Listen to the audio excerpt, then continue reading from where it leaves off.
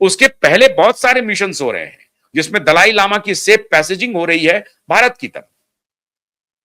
अब इसका जिक्र हो रहा है। अब फंस गई है कांग्रेस पार्टी मित्रों।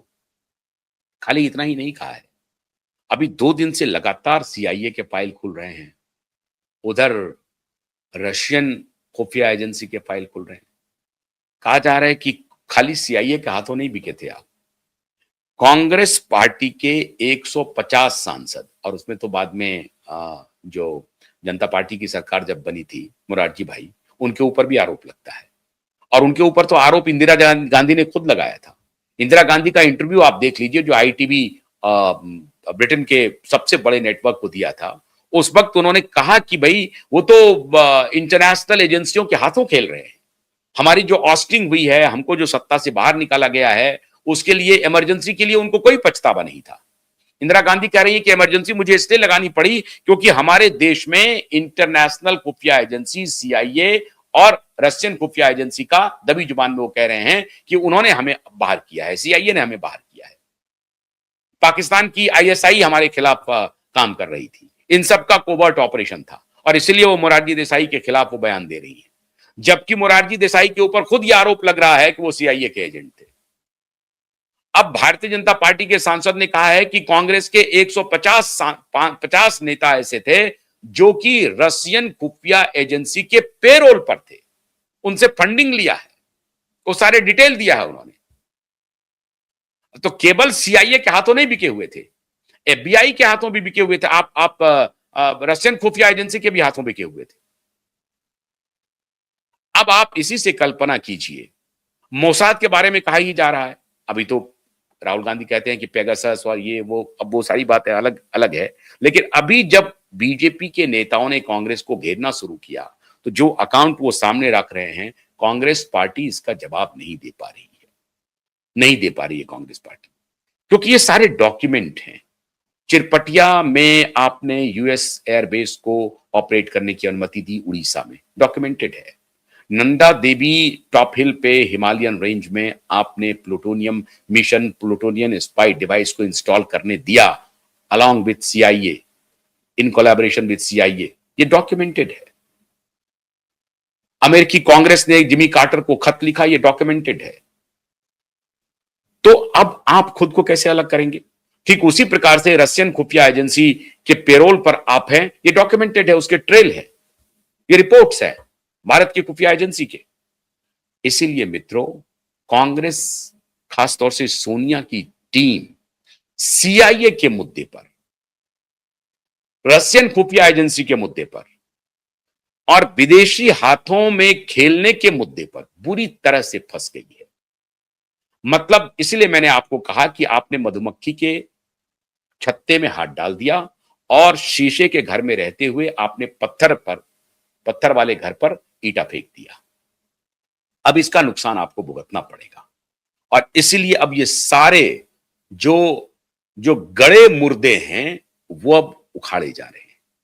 अब गड़े मुर्दे जब उखड़ेंगे तो आपका चेहरा आएगा उस आईने में, और जब वो चेहरा आईने में आएगा तो विद्रूप चेहरा आएगा। वो चेहरा बहुत चमकता हुआ नहीं होगा, साफ चेहरा नहीं होगा। तो आपकी पेशानी पर बल आना अत्यावश्यक है। और इसीलिए मैं बार बार कहता हूं कि हमेशा, जैसे कि अटल बिहारी वाजपेयी जब प्रधानमंत्री बने और डिफेंस मिनिस्टर थे जॉर्ज फर्नांडिस, तो उन्होंने बोफोर्स फाइल को मंगवा लिया। वाजपेयी जी ने कहा कि आप उसे रहने दीजिए, गरे मुर्दे को मत उखाड़िए। कई बात गरे मुर्दों को बंद कर देना चाहिए। किस परिस्थिति में, किस कालखंड में क्या स्थिति थी, कैसे हमने कोलैबोरेट किया सीआईए के साथ, उसमें हम ये नहीं कह सकते हैं कि भारत ने पूरी तरह से अपनी संप्रभुता को बेच दिया था क्योंकि आपको चाइनीज इन्वेजन को एक्सेप्ट कर लेना चाहिए था। चाइनीज बाहर अंदर आते जाते, हमारी कोई ताकत नहीं थी, हमें किसी न किसी से मदद लेनी थी। लेकिन सवाल है कि 62 में हम हार ही गए। हमारा तो कोलैबोरेशन 1949 में हो गया था। तो क्या उस वक्त हम, चूंकि नया स्टेट थे, तो अमेरिकन डिप्लोमेसी और अमेरिकन इंटेलिजेंस एजेंसी ये देख रही थी कि ये जो नया स्टेट बना है इसकी मंशा क्या है, ये किस दिशा में जा रहा है। हालांकि माननीय श्रीमान हमारे प्रधानमंत्री जी पंडित नेहरू वो लेफ्ट लीनियन ही थे, लेफ्ट ऑफ द सेंटर थे वो, वो राइट ऑफ द सेंटर नहीं थे, वो लेफ्ट ऑफ द सेंटर थे, लेफ्ट लीनियन थे। और इसीलिए उन्होंने नॉन अलाइन मूवमेंट को चुना। वो बहुत ही, मैं नॉन अलाइन मूवमेंट को उस वक्त चुनना बहुत अच्छी रणनीति थी पंडित नेहरू की, इसकी तारीफ करनी चाहिए। जो अच्छी बात थी उसकी तारीफ करनी चाहिए। अब किस परिस्थिति में सीआईए के साथ कोलैबोरेशन किया है, इस पर और विस्तार से चर्चा होनी चाहिए। लेकिन सदन में ये आरोप लगा करके भाग जाना कि कांग्रेस ने देश को बेच दिया है, तो आप अगर फैक्ट सामने रखेंगे तो उसमें तो ऐसा ही प्रतीत होगा। लेकिन परिस्थिति क्या थी, क्यों कोलैबोरेशन किया, अगर इसका आकलन करेंगे तो आपको लगेगा कि जियो पॉलिटिक्स में इस तरह से डिप्लोमेटिक टूल्स को अप्लाई करने पड़ते हैं, क्योंकि एंड गोल ये है खुद को सुरक्षित रखना।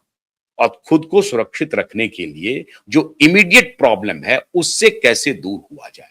अब अगर मान लीजिए कि हमने मोर्चा खोल दिया और हम रोज बोलना शुरू कर दें, ए डोनाल्ड ट्रंप तुम्हारी क्या औकात है, हम तुम्हें नेस्त नाबूद कर देंगे, हम ईरान के साथ खड़े हैं, देखते हैं तुम क्या उखाड़ दोगे, तो ये अननेसेसरी फ्रंट खोलना हुआ ना। तो मन ही मन रखिए ना, चुप रहिए, शांति रखिए। तो आप ये बवाल किए जा रहे हैं कि सरेंडर कर दिया ट्रंप के सामने। अच्छा, आप प्रधानमंत्री होते, आप क्या कहते, क्या कहते आप भी चुप लगा करके बैठते, शांति से बैठते, थोड़ा देखो क्या हो रहा है। क्या हुआ आखिर में, हमने रसिया के साथ तेल खरीदना बंद कर दिया और फिर गए लेने के लिए, तो फिर कहा कि नहीं हम तेल नहीं देंगे आप, और अगर देंगे तो कमर्शियल रेट पर देंगे, हमारे आपकी कोई रिश्ते नहीं है। हमने जो हमारा जो दोस्ताना रिश्ता था उसका आपने कद्र नहीं किया, आप किसी के कहने पर आए। और अब इसमें आप क्या कह नहीं सकते हैं कि पुतिन और ट्रंप दोनों मिले हो सकते हैं, क्योंकि दोनों को यह लग रहा हो सकता है कि भैया अब आइडियोलॉजिकल पुतिन पुतिन केजीबी का आदमी रहा है साहब, पुतिन केजीबी का आदमी है। तो क्या उसे मालूम नहीं है कि ये ट्रंप क्यों कर रहा है? उसे मालूम है कि ट्रंप क्यों कर रहा है, उसे मालूम है कि ट्रंप नहीं चाहता, अमेरिका नहीं चाहता है, और वो आकर के बोल गया।